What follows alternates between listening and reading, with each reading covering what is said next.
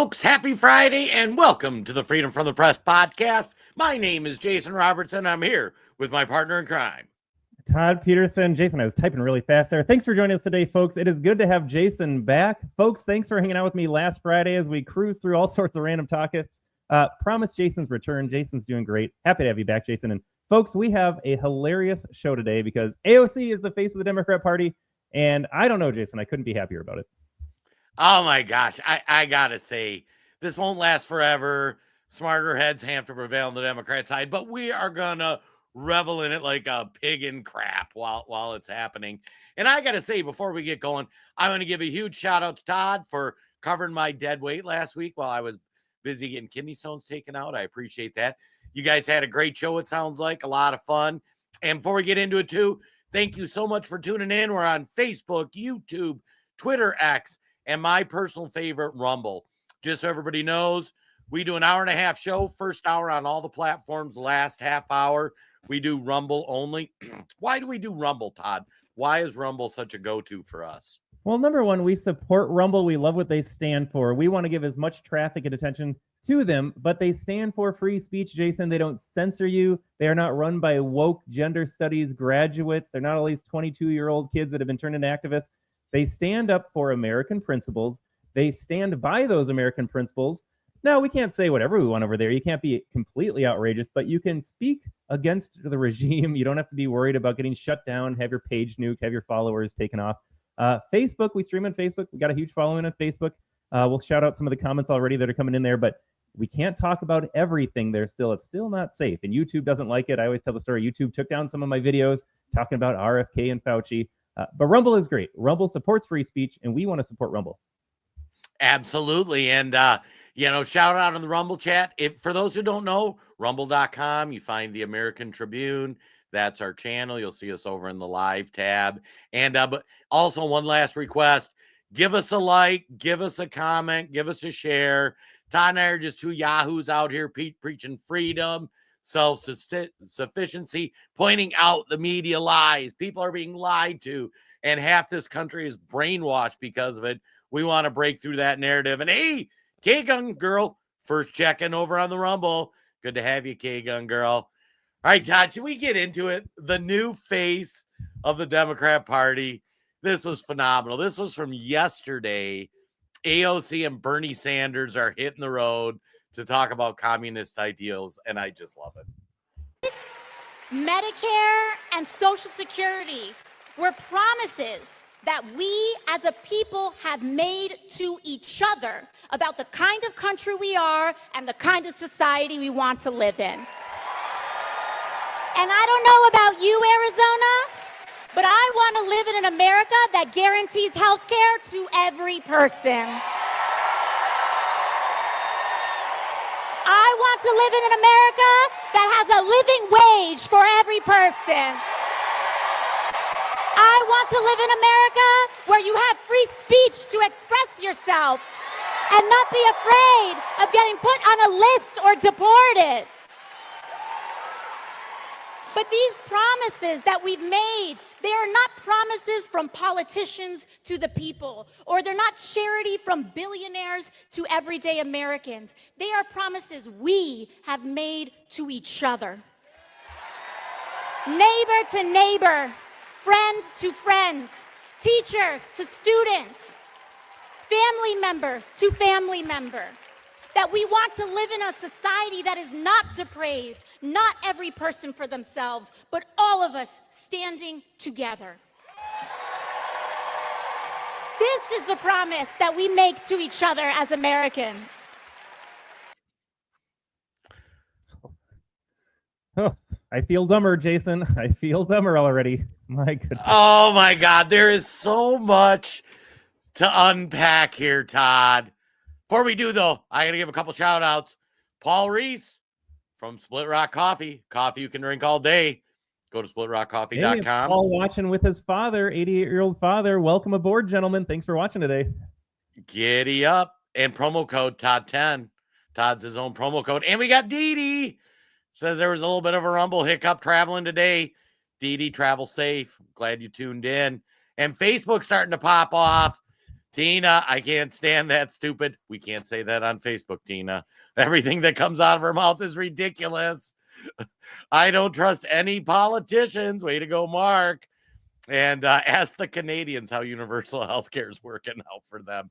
Todd, we owe it to ourselves to just dissect some of this, because honestly, you have an attractive Latino woman getting out screaming, and this is going to appeal to a certain percentage of the population. So I feel like we need to debunk some of this stuff. Where should we start? Well, I am going to start. Our Facebook chat is just blowing up over here. And everyone on Facebook, thank you so much. Remember, we cut off the feed after an hour. We go over to Rumble. So if you're watching on Facebook, you're watching the show, you're commenting, you like what you see, or in the case of AOC, you hate what you see, go to rumble.com or go on your phone, get the app. It's a green play button instead of a red play button like YouTube. Go to the American Tribune, and you can always catch these streams, these broadcasts on Rumble as well. And again, we said we love Rumble. But Jason, at a very high level here, what you are seeing is just the philosophical, the moral differences of the parties. And we're going to break down the policies she's laid out. We'll just explain how ridiculous all of those are on their own. But this is the vision for America. AOC represents the Dem Party. Let me pop this up really fast while we're talking about it.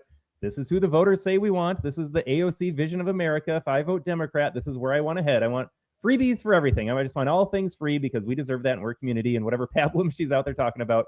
But we're going one of two ways, folks. Either the government takes care of you or you take care of yourself.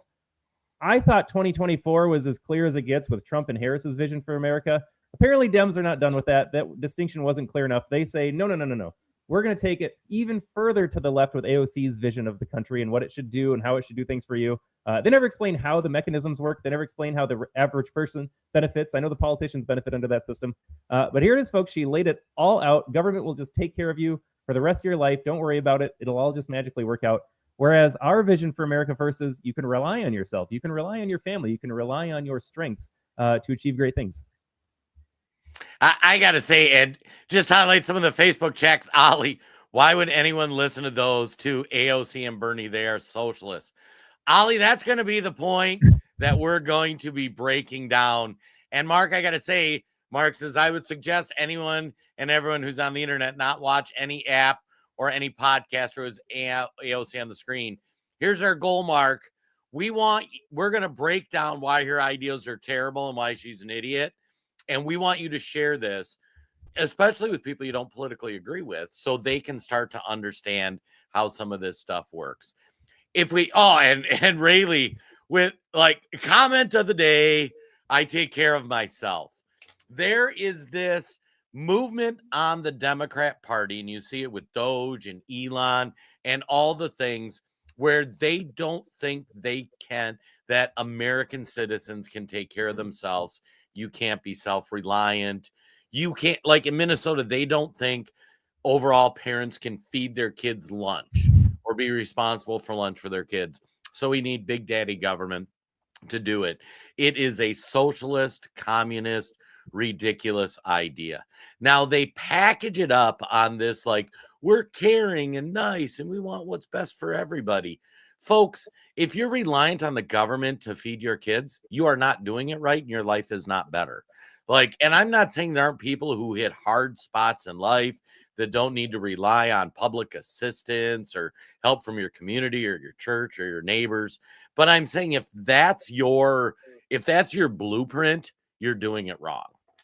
Well, and Jason, just to preview our Rumble only section when we talk a little bit about DEI and some of the racist narratives out there, Democrats also don't think black people can do it on their own. Like every single message Democrats are offering now, it's because they hate you. They think so little of you. They don't think blacks can stand there on their own 2 feet. You need affirmative action. You need DEI. Minnesota parents, we don't think you can feed your own kids. That's how little we think of you. Every policy they put out there, it's just dehumanizing and disrespectful towards people. Jason, I honestly don't know how other people don't see it that way. Right. And I mean, let's break down what AOC said. She said the first thing is Medicare, Social Security. Todd and I have talked about this a ton, and this might not be popular, especially with some of our older audience. Putting the government in charge of your retirement is an awful idea. I am 50. Todd's about 10 years younger than me. Todd will probably not, Social Security probably won't exist for Todd. I'm already planning on not having Social Security. and I'm planning on how am I going to take care of myself or my family because of that. And I understand people are pissed because they paid into it for decades or generations. The problem with Social Security and Medicaid or Medicare is that the money you're paying today is paying the current benefits. None of that money you gave is there anymore, folks. If you gave for 20 years, it's all gone. And you have this diminishing return, the younger generation. Eventually, they're going to cut us boomers off. Then it's going to get interesting. But to start with the Social Security scare, the other thing, too, and this one thing that we've talked about before, President Trump isn't going to go after Social Security or Medicare. The 2028, 2020, and 2032 elections, Social Security, Medicare are going to be the two biggest issues in those elections, in my opinion, because we're going to be running out of money. Trump's going to kick the can. And if you look even now where he's just trying to eliminate waste, fraud, and abuse in Medicare, Social Security, which even Democrats agreed is a problem as of a couple years ago, suddenly Doge is bad. They're going to take away your money. I don't believe Trump is going to touch anybody's benefits for the next 4 years. And honestly, I think he probably should, but it's just a political third rail. Yeah, Jason, I got to go after you. Richard, thanks for watching. Thanks for your comment here. Richard says, though, Social Security is not in any danger. Just to expand on your point, Jason, our own government records show that it will be illiquid in 2033, about 2034. So again, like you said, the next two elections, because that's getting getting closer and closer to doomsday when it has less money coming in than money going out. And again, adding on what Doge is finding, Elon Musk sat down in a Fox interview. You can find the article at theamericantribune.com. Did a separate video on that at our Rumble channel, The American Tribune. Elon says there's $500 million of fraud in there because, as we're finding out, they are paying people that are 120, 130, 140 years old. They got illegals on the system. There was a separate article that we just published today, Jason, at the website, theamericantribune.com, where Elon Musk sat down with Joe Rogan and he's like, look, Democrats offered an incentive plan for these guys to come here. We get them hooked on Social Security. We're paying them money to stay here. And eventually the goal, of course, is to naturalize, get them to vote Democrat, get more representation in Congress. There is so much waste in there that you can cut that without cutting actual Americans' benefits. But Richard, I hate to tell you, man, the clock is ticking. Like, Social Security is going to dry up, and either they cut benefits or they raise taxes within the next 10 years, and they have to do that. Right. And like I say, this is one thing we've done, like whole episodes on Social Security where it started, the full breakdown. And we don't like to, like, people don't want to talk about it necessarily on the conservative side. Nobody wants to take away Social Security. The fact of the matter is it's going to be bankrupt. Like, it was set up as a Ponzi scheme from day one. When Trump or Elon or guys say that, that's true. But so point one, let's start with Social Security scare, even though Trump isn't touching it. And then we go into, Todd, what was the second thing she went into? I feel like we have to play it again. Well, I'm going to put the video back up. One more point, though, on that, Jason. I think we did the article at theamericantribune.news, our Substack here. We're just dropping all sorts of links for you folks today. We can't put them in the comments because Facebook doesn't like that. They've dinged us before. I seem to recall, though, that the average return in the Social Security fund is like 3%. Do you know what you would have made if you set your own money aside in your own retirement account, or you manage your own money? Like, average S&P returns are around 8 to 10%. So then you're sitting there as an American and you're thinking, gosh, it seems like my Social Security check is really low every year. I wonder if I could have more money. And yes, you would have had more money if you had managed your own income from the beginning, didn't get it stolen by the government to go into this Ponzi scheme slush fund. You absolutely would have done better on your own. We don't need government in our lives, folks. This just in. They ruin everything. Well, let's pop up the video. Let's listen to AOC again. Because Medicaid, Medicare, and Social Security were promises that we as a people have made to each other about the kind of country we are and the kind of society we want to live in. I think we have to touch on healthcare as well. Government involvement in healthcare. Yeah, let's let it play because she talks about, like, insurance for all. And I don't know about you, Arizona, but I want to live in an America that guarantees health care to every person. There it is. There it is. Todd, we're going to do a little exploratory conversation here with our audience. Feel free to participate in the chat. How do you guarantee health care for everybody? I mean, if it were me running the show as a benevolent king, I would say markets, here are as many insurance companies as possible. You can compete across state lines as an insurance company. You can offer something that someone is willing to pay for you and compete in the open market. Jason, if you want to have health insurance, you can go seek out a job. Some jobs attach healthcare to that employment plan. I don't know about you, Jason. I get my insurance on the market right now, the corrupt market, as it were. But I went out there and shopped around for my own health insurance. If government gets out of health insurance, Jason, there is still health insurance out there. We can guarantee it all, and we can guarantee it at a cheaper rate. Again, with the central theme of the show, if you get government out of the way, health insurance doesn't disappear if government involvement in health insurance disappears. Yeah, we've continued to legislate healthcare. It has continued to get more expensive, less efficient, and less effective. I mean, there was a time in America where you went and saw your local doctor to receive the care you needed. You went to larger hospitals if you had worse conditions. Like, healthcare exists. Are there extreme stories where people have these horrible things happen to them, cancer and whatnot, and you don't want them to go bankrupt? Absolutely. But for the vast majority of Americans, why should we treat healthcare any different than I want plumbing, I want running water, I want internet? Where does it stop? Like, are you going to start compelling people to go to medical school? Because as soon as government, like, being a doctor is hard work. Todd, correct me if I'm wrong. You're married to a doctor, right? I am. Jason, I got to say, though, government has a monopoly on the student loan game. Yeah, it's nice. It's a good gig. I'm not complaining. The salaries are not what I think people imagine, and these student loans are outrageous. Like, we're paying off loans for the next 20 years. Right. And if you think about it, so it's over legislated to get into. You take on a lifetime of debt. Your wife runs a successful practice, and still it's going to take you forever to pay it off. We run a good business too, and it'll take forever to pay off. But all of a sudden, if you remove the financial incentive for how much work it is to become a doctor, are we going to get our best and brightest being doctors? They're going to say, I can make 6 figures as a doctor after 10 years of school, or I can make 6 figures podcasting every Friday on Freedom from the Press. Like, no brainer. Right. So all of a sudden, if you're going to guarantee this for all, you're going to create more administrative function. You're going to drive up costs. You're going to lower the incentive structure for people to go in and be good doctors. And you think this is going to end correctly. You think this is going to end well. Because do me a favor, folks, name one thing in the chat that government involvement in an industry has made the industry so much better. Brought costs down, made it more efficient. How long do you want to wait for a response on that one, Jason? Oh my God, it is insane. All right, should we listen to what else AOC's talking about? I want to live in. Actually, Jason, I got to make this point here. This is on my mind before we segue away from healthcare.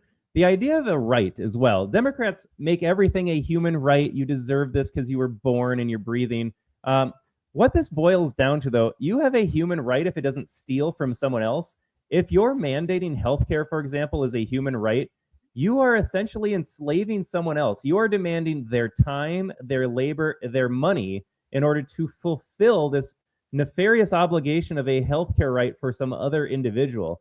No one has a right to steal my time, labor, or money. It is not a human right to have access to healthcare because you are taking something from me against my will. I think we got to dispel that notion as well. No, it's not a universal human right to have access to healthcare as mandated by the government.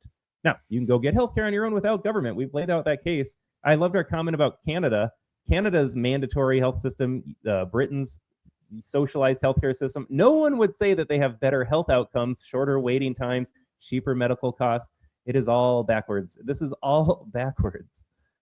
Well, and it's actually funny because every time we talk about this too, I need to refer back to the Federalist Papers. So if you read the papers that our founder and fathers wrote, there were what's called positive and negative rights. And the names sound kind of backward, but a positive right is a right that requires somebody else to do something for you. And so if like food is a right, that means you're requiring somebody to grow and produce food for you. If healthcare is a right, you're requiring somebody to build a building and a hospital and give you that service. Now, a negative right means it is just your right not to be stopped from doing it from somebody else. Generally speaking, conservatives and our founding fathers landed on the negative rights thing. You have a right to free speech, meaning nobody else can infringe upon you. But if you look in the Constitution, other than like providing, national security or oversight, there were no things required of you to provide for other people. It just doesn't exist. Yeah, I love the comments here. I think we'll play out the video and kind of return to some of the comments about idiot, she's a joke, this is great news for us. Like, oh yeah, all of the above, folks. Thanks for watching. Thanks for commenting. Let's finish the clip one more time, and we have to refresh our memory to see all the nonsense that she spewed here. In America that has a living wage for every person. All right, we got to touch on living wage apparently too. Jason, what is the correct number for a living wage? Has a Democrat ever told you we need to pay people X amount, and here's why, and here's how we're going to do it? Like, do they ever give you a specific? No, and they continue to skip the biggest part of the math, which, let's say we fell for the Democrat fever dream and made every minimum wage job $25 an hour, just to pick a number. Why not 30? Why not 40? Why not 50? Todd, what would happen if you made every job in America pay at least $20 an hour? Well, there is going to be a couple things, Jason. Number one, I don't know where the money is coming from. Let's say you and I have a business. Let's say we were mandated to pay people that work for us a certain amount of money, and we're saying, well, we didn't really budget for that. I don't know how I'm going to afford them. So already at the get-go, and I think we saw this play out in Seattle and California when they mandated a minimum wage, people just said, you are now working less hours. Turns out you're going to get paid less money because you're working less hours, or I might have to release you, or I might automate your position. So even before any of this other stuff happens, you already cost people employment that otherwise wanted it and would have had it. But let's say all of this works out. Everyone gets their $25 an hour. Everything else gets more expensive. If you pump more money into the system, then there are going to be consequences of people realizing, like, there's more money in the system. Maybe I'm going to charge more. Maybe I have to charge more because inflation is driving things up. And where does this end? Because in a year or two from now, 25 an hour doesn't cut it, because the cost of everything else went up and your 25 looks like 15 did before. Well, and I use this example a lot because I spent a lot of time in retail for 20 some years. So if you're at McDonald's and all of a sudden your cashier, you're paying $20 an hour, 25 in the example we use. Well, now your full-timer, you got to pay them 35. You've got to pay your manager 55. You've got to pay your district, your district manager, who nowadays might make six figures. All of a sudden you're paying them $200,000, because the more difficult, more complex jobs you have, like the more you need to pay them. So like right now with our low minimum wage in Minnesota, like our kids, a couple of them work overnights at a distribution center. They make like $30 an hour. Why? Because working overnight sucks. Working in a warehouse is hard, grueling work. That's why it pays $30 an hour. If you make it where, hey, it's $25 to go be a cashier at McDonald's, well, suddenly that warehouse worker that's essential, that's already making a good living, like they're going to have to pay them $55 an hour. The entire cost structure gets thrown out the window. It's like, it'll be great for about a week. And then when everything else goes up, the whole thing crashes. And again, Jason, math is simple on robots. If it costs me $25 an hour to pay for an employee, and over the course of the year, I don't know what that works out to, 40 hours a week or whatever, I can just buy a machine one time. That's their annual salary. And then I have the machine for the rest of its existence. It's not going to unionize against me. It's not going to quit. It's not going to be a no-show. That machine just replaced a human being forever, thanks to driving up the cost of this minimum wage. Jason, the correct minimum wage is $0. If you think you deserve money, go earn it. Well, and I got to say, too, that's another key point. Like, there was a time when you needed a minimum wage protection, because honestly, some of the working conditions in America were pretty challenged. Like, there is a need for OSHA and some of this stuff, but it's gotten so far beyond that. Like, these harpies screaming because they're making lattes and not making enough money. Like, you are not a coal miner working 16-hour shifts without proper ventilation equipment. And this just in, if you want to exchange your time for money for an employer, perhaps just consider that you make your skill set better so that you're doing something that could command more revenue. Like the time of an auto mechanic versus a barista have different market values, 1 hour of their labor, because the car mechanic actually learns something and does something productive, whereas the barista does something anybody can do. It's just throwaway labor. And I don't know how to explain this to these people any simpler. Jason, I've told some stories about my woke sister-in-law on the show a couple of times. She is a government school teacher. I was in the government school system. She always says teachers don't get paid enough. I need to get paid more money. And then you always remind them, like, you work like 7 months out of the year. And so I asked her, you want to see my taxes go up higher? You want me to pay more money so that you have a higher salary? And should I just write you a check right now? She's like, yes, because teachers work hard and deserve it. I told her, like, you can go, what if we abolish the Department of Education? A little preview there. We got Trump abolishing the Department of Ed. We got a clip in a second here. And how about you privatize the system? And if you think you are that good at driving student outcomes, building relationships with kids, creating a actually good educational community, parents are willing to pay for that. Jason, the studies came out in Minnesota. We've never had more homeschoolers in Minnesota because they're all abandoning the school system. I've got 3 new private parochial schools in my vicinity within the last year because they're abandoning the public school system. Again, this is not hard. If you want to make more money, you need to have an environment that allows for your productivity and your skill set to be rewarded. You can't be some woke public sector union teacher and just say, I'm going to steal all my neighbor's money in the form of taxation because I deserve it. Like, you don't deserve anything. Now, Todd, I got to ask, when you propose to your woke school teacher sister-in-law, how about you open your own teaching, whatever it is? You can be a tutor, you could be a one-person shop, you could open your own little business. You could do any of those things. And if your teaching skills were so phenomenal, people would be writing you checks to say, oh my God, Becky, whatever her name is, like, you are so, like, think of how much, like, I pay $100 to get my dogs groomed because my dog groomer is great. Like, I could go somewhere cheaper, get a less good dog grooming, but I'm going to pay a little more. I love my little dogs. She does great. They look great. They like her. Like, imagine with our school outcomes, if, like, there were options, you had Google reviews, like, oh my gosh, she's so good. My kid never learned math. So great. Like, she's the best ever. Todd, what was her response when you proposed that? She said no. She kind of played the AOC card. Just know they deserve it. Everyone needs public education, access education. You know, all the empty pablum. They say words that don't mean anything. But you know what the truth is, Jason? These people don't want to go and put it on the line. They don't want to go work hard. They want a guaranteed paycheck from the government. Most of them are good people. I don't mean to disparage all the teachers out there. They got brainwashed in college. They got brainwashed in professional development. They just don't want to take a risk. They don't have courage. They want a guaranteed salary without any of the hard work that goes with it. You and I, Jason, have been building up this business for years. It is a grind. We're working on the weekends. We don't have PTO. We don't have a healthcare package.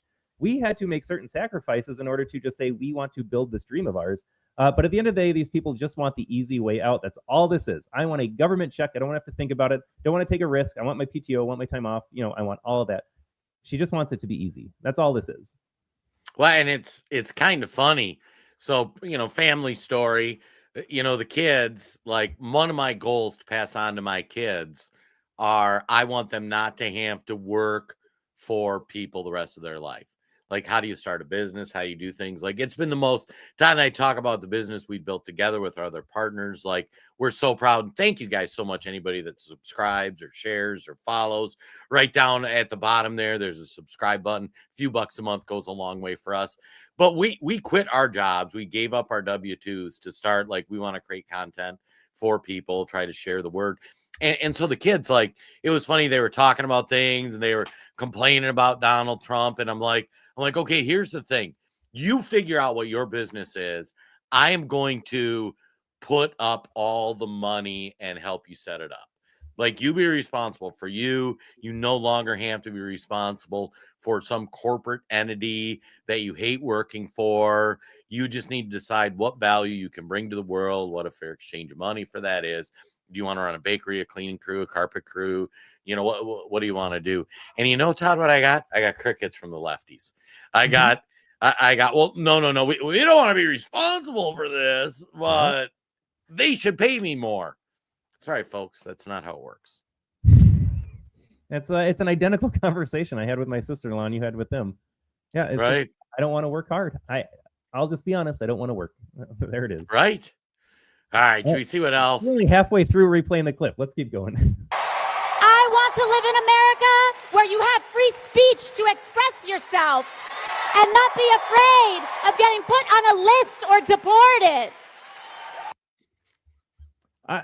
Of all the insanity, the gall of these people here, again, AOC, representative of the entire Democrat Party, saying that they're worried about speech control and getting kicked off of platforms or bans or getting put on a government list.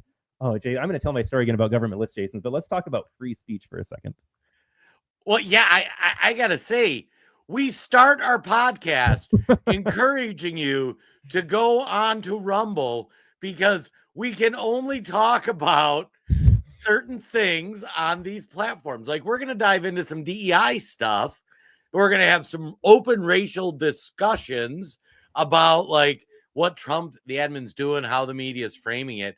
We can't share it on some of these platforms because jerks like AOC and the Democrats have convinced these big tech companies that. Jason, do you remember when?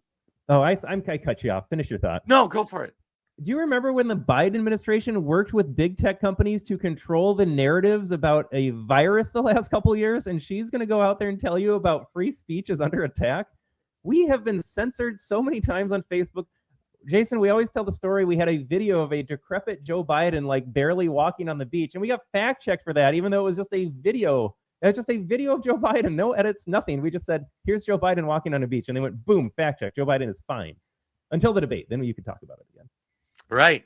And then the second part is the fear of being deported. This just in, folks. If you are an illegal immigrant and you are in this country as a guest and you want to say or do things that are harming the country, supporting terrorist organizations, say we need to like overthrow the government, guess what? You go home. Have a nice day. Illegal immigrants do not have, even immigrants here on a green card, you do not have a right as a guest in our house to sow insurrect, to sow violence, to say like we get privileges as an American citizen. And Todd, how many American citizens are they deporting? Not enough. I mean, Whoopi Goldberg said that they're going to start deporting her and other citizens. So, but not yet. As of right now, the answer is still 0, Jason. And I gotta say, if they could just deport Whoopi, I'd kind of be okay with it. I would suspend the Constitution, I think. Oh my gosh, yeah, or the whole view. Yeah. Just like seal off the doors. I don't care if you're the producer on that show. But it's just why. I mean, we haven't even covered this. We were only covering this AOC speech. We're not even covering every single policy of the Democrat Party, which is all insane at this point. But she is referencing, I do believe, without saying his name, what's the guy's name? Mahmoud Khalil or Khalil Mahmoud, the guy, the pro-Hamas protester here. Just understand, she has taken the side of someone that is, I don't know, Jason, I'm going to save this for Rumble. Never mind. Folks, speaking of censoring yourself and speech censorship, I'm not even going to go down that path right now because we're on Facebook, but I think you know where I'm going, Jason. Yeah, I was going to say, and Chris Staggs, will you stop using the phrase immigrants? They're illegals. They broke the law. Not immigrants are illegal. Please stop using that phrase. Chris, once again, to execute a reoccurring theme on here, we have to be a little careful with our language on some of these platforms. You're watching us on Facebook. Facebook is one of them. If we say how we'll talk on Rumble, like they would not let us broadcast on here. Just so you know. But hopefully you understand, Chris, we're smart enough to think they're illegals. They should all go home. But these promises that we've made, they are not promises from politicians to the people, or they're not charity from billionaires to everyday Americans. They are promises we have made to each other. Jason, these no, people... Social Security was not a promise we made to each other. Social I don't Security remember was promising a promise. anyone that. Right, yeah. Where I promised any of this stuff? Where any of us promised it? I did not promise anybody I would pay for their retirement. I did not promise anybody I would guarantee a minimum wage. I did not promise anybody I would require somebody to provide you health care. I didn't promise anybody any of that, Todd. I think a bunch of politicians did, though, didn't they? They did. They were absolutely politicians that did that. And what's interesting about this angle, Jason, is they hate the founding fathers. Project 1619, they all own slaves, tear down the statues of George Washington. We got to replace all of our founding fathers with like dwarf transgenders that are biracial. Now suddenly she's concerned about the founding fathers making promises to the American people. We did this for each other at the foundation of America. I imagine she's thinking like, which one is it? Are they racist men, slave owners that don't deserve any statues or recognition, or are they people that help make promises to build this country up? I don't know which one it is. Well, and the other thing, and then maybe we'll jump into Trump so we can have a little positive talk other than just Democrats are retards. Dang it. Honestly, you took the under. You made it 36 minutes. Jason and I, folks, 36 minutes before you. 5 minutes in talking about AOC, but you made it 36. We made it 36. Yeah. Todd's wife watches. Hey, and she gets mad when we use the word retard. So what are you going to do? But anyways, the founding fathers, and Matt Walsh actually has been tweeting about this week. Will Tanner has wrote a lot about it on our Substack, theamericantribune.news. This just in, the people that settled this country only promised you an opportunity. For a long time, your deal coming to America is that we would give you the opportunity to be successful and thrive. We wanted people who looked at that value proposition and said, self, I think I can make something of myself, for my family, for whomever. I want to go plant. I think Matt Walsh phrased it like, I want to be the one to go plant the trees. And now the leftist, a lot of the immigrants coming in are people that want fruit from those trees and have no interest in building their own, in planting their own trees, building their own things. They expect everybody else to help take care of them, but they don't expect any degree of responsibility for them managing their own stuff. I pulled up the tweet here just so we could kind of, I think this is one of them that you were referencing there.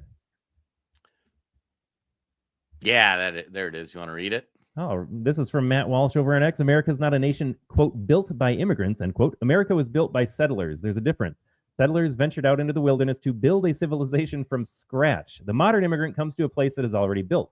Settlers planted the trees. The modern immigrant comes to eat the fruits. If you cannot see the difference, I don't know how else to explain it, he says. Yeah. You know, and it's really remarkable because I think even my generation was on the tail end of that self-sufficiency, give me a chance to prove myself model. And I think even in the messages that we teach our children or, you know, and you know, grandkids and whatnot, people have lost that sense of self-reliance, self-sufficiency, and it's really going a long way to destroy America. Yeah, I'm just going to bookend my thoughts on her comment about illegals and deportations, as well as the fact that there, just understand, folks, there's zero empathy or regard for the humanity of these illegals. Jason, how many clips have we produced on our Facebook pages of Dems shrieking about who's going to pick your blueberries or make your smoothie or go pick your lettuce over there? They view these people as subhuman slaves. And that's their own words. Who's going to pick your fruits because, you know, you're too good to do that. They need to do that, these illegals. But then at the same time, you can see they're only here to prop up the faltering Democrat Party, and faltering because AOC is the head of it. But they need these people to get votes. They needed to naturalize them. They needed to incentivize them to come. Like I said earlier, I referenced Elon and Rogan's conversation, but like they only brought them here, get them hooked on government, get them naturalized, get them voting, get them counting in the census. They used all of these millions of people as props. They don't care about their well-being. Come to America, here's your money, vote Democrat, and whatever else happens, you know, that happens. I can't make this point enough. They don't care about them when they say no human is illegal and we need to be kind and neighborly. It's all a fraud. It's all a front. This is pure political power you're watching. They're trying to take over this country through these efforts. That's it. Yeah, and it's funny. Like, I don't know why your normie Democrat doesn't draw this conclusion. You go to a third world nation, somebody living in a mud hut or whatnot, and say, hey, how about you come here? we are not going to let you, like, you're going to do all the crap jobs we don't want to do.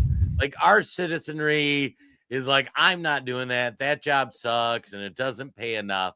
But Mr. and Miss Immigrant, we want you to come do that for us as long as you vote for Democrats. And like, no, we're not racist or anything. Like, no. But like, no, we aren't going to go do that job. Like, we aren't going to force the farmers to create a good work environment or pay a little more or that kind of thing. We just want to bring in illegals who are going to do it for us. It's the most backwards thing I've ever seen. All right. I think, did we finish the clip? Yeah, let's get to the Trump one. Yeah, we're down to about 20 minutes left on the Facebook and the YouTube. But we got, for those who don't know, Todd, give me your education background. You worked in the schools. Yeah, I was a teacher. I did the teaching thing for a while. Looked around, and I honestly, Jason, I don't know if I've shared this part before. I'm a young kid. I'm in the classroom, and I go to these trainings in the district office, and I see just how useless most of the administrators were. And you think to yourself, these guys are principals. These guys are assistant principals. I think I'm going to go do that. Their job looks easy. They make way more money. What am I doing here grinding it out in the classroom? So I got my license. I was an assistant principal by the time I was 30. I was darn good at it. So I did that for a while in a couple different schools. It just got to be too much. The wokeness, I cannot overstate. You hear horror stories. You watch libs of TikTok. Like, Jason, we still haven't delivered the promised episode of just every single thing I experienced, witnessed, had to say, had to do. But it's bad out there, folks. It is really bad. And at the end of the day, the Department of Education getting dismantled by Donald Trump as we speak this week, it set out what it meant to do. Like, mission accomplished. People are saying it hasn't done anything for 50 years, waste of money. I would argue differently. Like, it did exactly what it was supposed to do. It dumbed down your kids. It trained them to be communist activists. It destroyed their ability to critically think and rationally think about issues. It created just arrested development. Like, you have adults in society now that are literally children. They are mentally equipped like my 4.5-year-old daughter is, because they are not allowed to flourish and grow and develop as human beings in the school system. The Department of Education is an evil organization. It has done everything they wanted it to do. So when people say it hasn't done anything, it's a waste of money, like, no. You don't understand. Like, it did exactly what it was supposed to do. This thing needs to go. The next step, it will never happen, but the states need to abolish the Department of Education as well. End mandatory schooling. Let kids go to work if they want to. Let families educate their kid in the household. It is not up to the state to babysit what you as a parent do with your kids. All right, I'll turn it over to you, Jason. Well, let's play Trump. Let's hear what Donald Trump has to say. We've been talking about AOC for 40 minutes. I need some Trump in my life. Yeah, I don't know if we're getting those brain cells or time back either. Right. In a few moments, I will sign an executive order to begin eliminating the Federal Department of Education once and for all.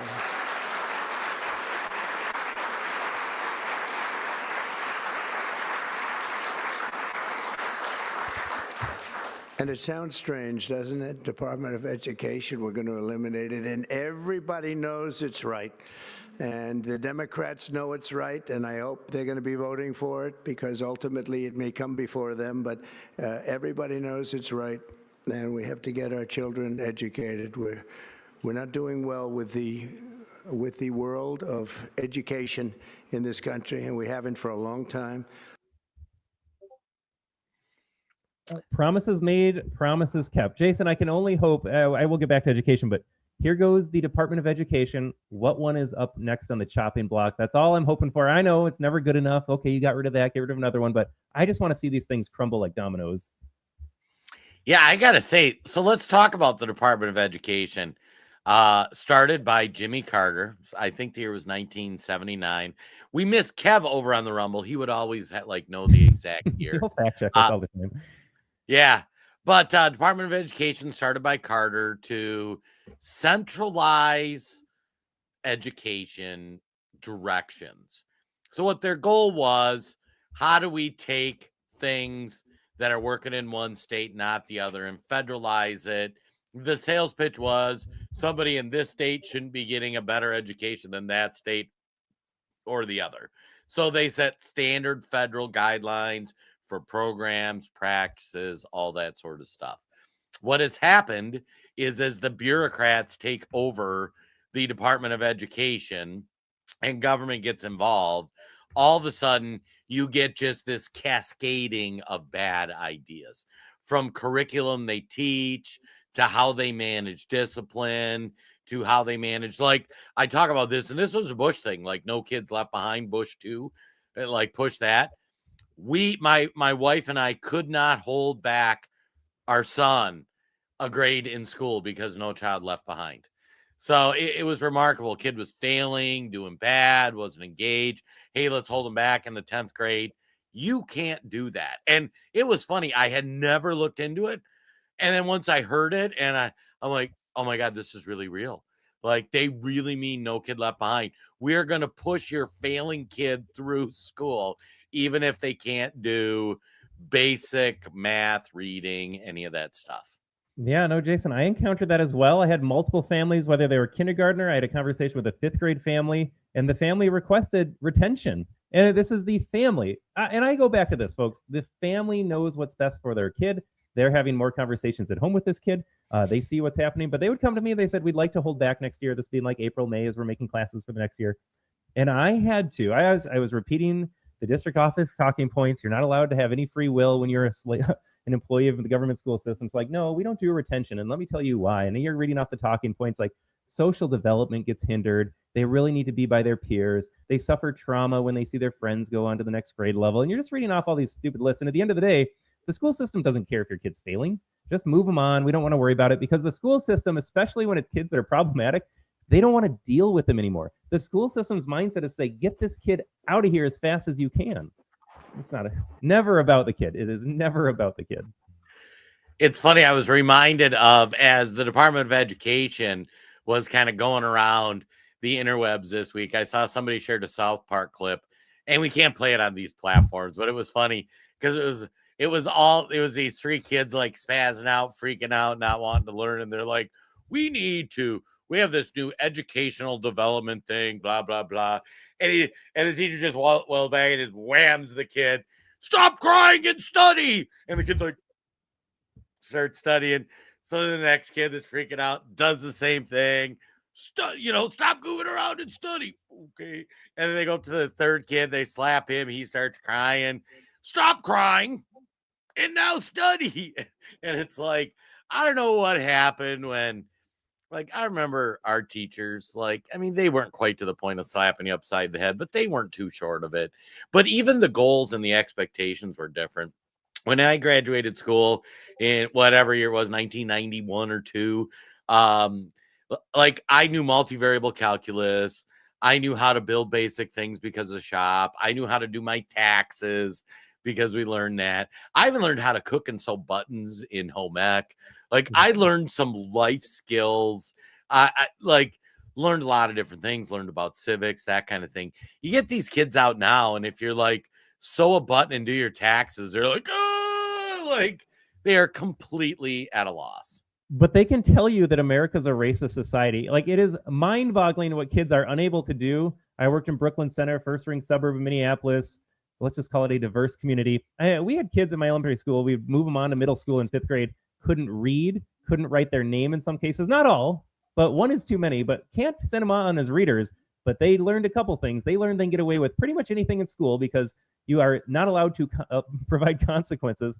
And they learned that they're in a racist or a country that needs to acknowledge they're on stolen land. And they'll tell you all of that. They will recite that by heart. They don't know the Pledge of Allegiance, but they will recite by heart that they're on stolen land belonging to this tribe and America was founded on racist principles and blah, blah, blah, blah, blah. It is absolutely wild what we are producing. I like this comment, Jason. Aaron writes, everything the sex teacher just said is exactly what my daughter is homeschooling her little ones. She has a 9-year-old doing algebra and a 6-year-old who is reading at college level. Then she's got a 7-year-old who is artistic. Her drawings are beautiful, and now she's starting to make her own music. None of these things would be happening if they were in school. Yeah. Because in school, they don't care about your flourishment. They want to make you a little robot that doesn't think about anything and just keeps your head down and get you fit in a cubicle. Absolutely true. I just got a text from my brother, Jason. He said he's homeschooling his kids. He's going to start homeschooling the next fall to get them out of prison, in his words. Oh, my gosh. Unplanned comment on my brother, but he is pulling his kids out. This just in. That's funny because that was one of the things our liberal daughter, when she had our first grandbaby, one of the first things she said was, and like, she buys all the things, love is love, people are people, whatever, like all the things. We don't agree politically, it's safe to say. One of the first things she came up with was, I need to figure out how I'm going to homeschool my kids. And my wife and I looked at each other and we're like, however, we need to make that happen. Like, you let me know. Do we need to give you $20,000 a year so that you can make, like, what is it we need to do so that that doesn't happen? Because I got to say, kids, like these institutions that they go in with the public schooling, there is no desire. And you see the reports, and there's some extreme examples. There was somebody was sharing a graphic on the internet this week where like there were these schools in Maryland that like none of the kids could read at grade Baltimore, level. I think they have 15 schools and not a single one can read when they graduate high school. Right. Yeah. They can't, like, you could hand them a novel and they couldn't get through it, folks. And I mean, we're not talking like, I would hope they could like maybe have a dream and an ability to potentially write a book or a novel. These people can't even read it. It is so why. And for all the ridiculous. leftists out there, they're saying, how are we going to have schools in America? I don't know about you, Jason. I'm looking around in Minnesota. We have a very tyrannical Department of Education here. Every state has its own Department of Education, and our audience skews a little bit older. I would imagine they went to school anytime without no federal Department of Education. Like, it worked. It will work again. You won't miss a beat. Now, there is less money going in, Jason. I just pulled up another clip, too, if we can reference this. This was Stephen Miller telling you why they're really freaking about the Department of Ed going away. Department of Education here in Washington, D.C. is overwhelmingly staffed by radical left Marxist bureaucrats who are in every way hostile to Western civilization, hostile to American interests, and hostile to our founding documents and culture. And so they are using their position and influence inside the Department of Education to try to force agendas like radical gender ideology, like critical race theory, like diversity, equity, and inclusion, and all kinds of anti-America curricula and policies on the American people, on our students, on our children.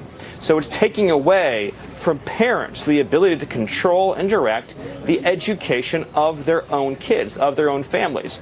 So what we're going to do under President Trump's leadership and direction is to return that authority to the greatest extent possible to the local level where parents can control outcomes, while at the same time making sure that no federal funds are used to support racism, to support gender ideology, or to support other ideas and principles that are offensive to the American taxpayer.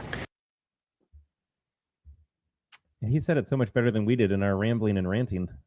Yeah, and I gotta say, just like heads up preview, when we get to the Rumble only, we're gonna be talking about racism, DEI, and that story in America, because I do other podcasts during the week and things got a little spicy that week. And so I just wanted to flush it out with Todd. I think it'll be fun.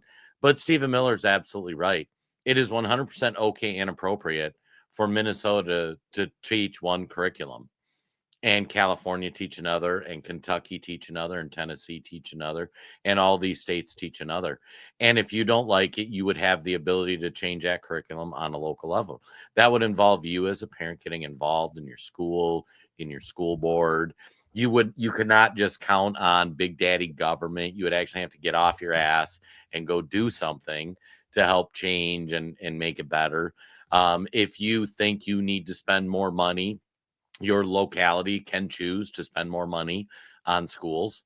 Like if you live in a community that doesn't value spending money on schools, you get to move, you get to travel to a different spot to do that.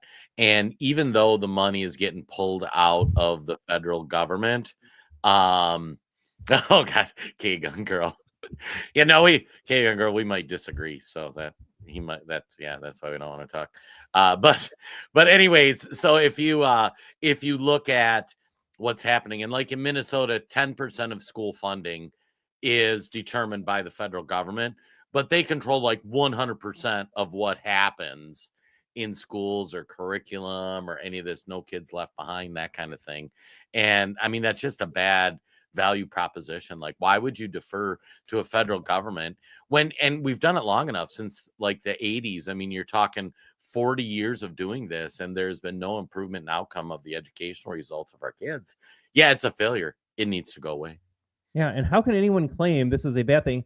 They say we need money, we need to fund schools. Like, folks, you have spent more money since the Department of Education was founded than the history of mankind on teaching kids, and you have no academic progress to show for it. Now, I made the argument that you have something to show for it. Mission accomplished. They brainwash your kid and turn them into an activist. But in terms of actually like educating kids with classical liberal ideas and civics and being able to work with your hands, like every school seems to have gotten rid of its shop class. I was woodworking, I was metalworking in high school. It was awesome. But you can't spend your way out of not teaching kids. You need to just teach kids better and differently. This is not a money proposition whatsoever. And Jason, Minnesota spends over half of its state budget on education. All of our tax dollars that Walz is stealing from us, half of that goes back into the corrupt education system. So I think they're okay losing a little bit of federal money. Well, yeah, and like I say, in Minnesota, we have, relatively speaking, good school systems for the results that we get, which is terrifying.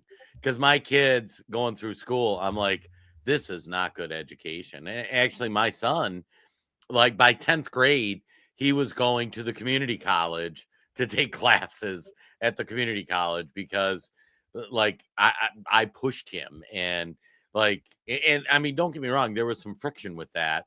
He didn't like necessarily being pushed so much academically. People could argue that was wrong, but I'm like, dude, you're way smarter than this. Like, just try and work hard until like you hit your ceiling. Like when you're working hard and you're not getting the result you want, or it's too fast, and we slow down. But yeah, I mean, he's going to have a 4-year degree in 2 years after high school because he went to post-secondary education.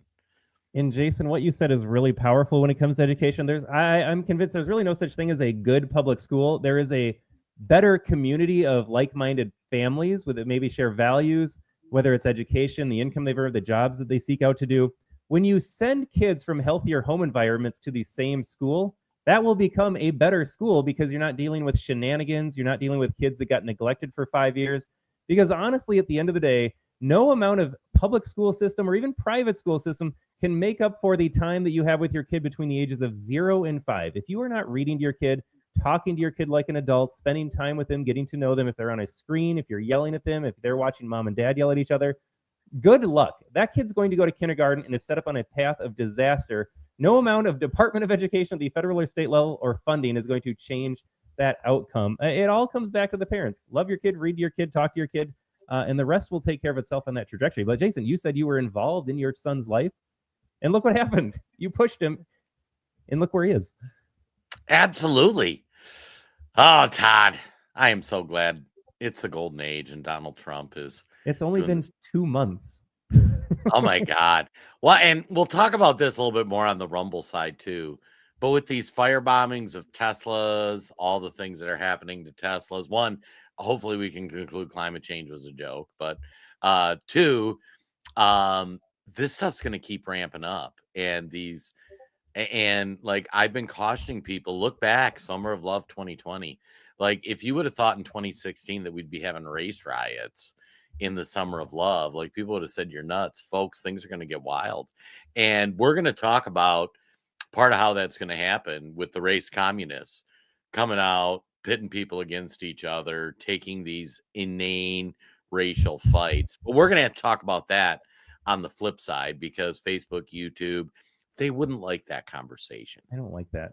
Can I give a quick shout out to our Facebook audience, though? And hopefully they're motivated to head on over. But Rocky, Reggie, Buff, Jessica, Aaron, Jonic Tonic, Rodney, Al, Don, Stuart, Danny, Don, Doris. We got Janice. We got Mary, Julie, Deborah, Christine. Folks, I can't scroll up all the way back there, but there are so many of you. Thank you for tuning in today on Facebook. The show is still going. You just can't find it on the Facebook feed anymore. Head over to Rumble. Go to the American Tribune. We would love to see you over there. We are building a thriving community, a fun community, a community we're still trying to get on camera, Jason. I don't know if you got any. We'll talk more about that. I got no requests. Like, I mean, we got to get some of those guys on camera. Paul will get on camera. He's a camera hound. But all right, let's flip over to the Rumble side. Facebook, YouTube. Thank you for tuning in. We'll be here next Friday, 10 o'clock Central Time. For the folks on the Rumble side, we'll see you back after the break.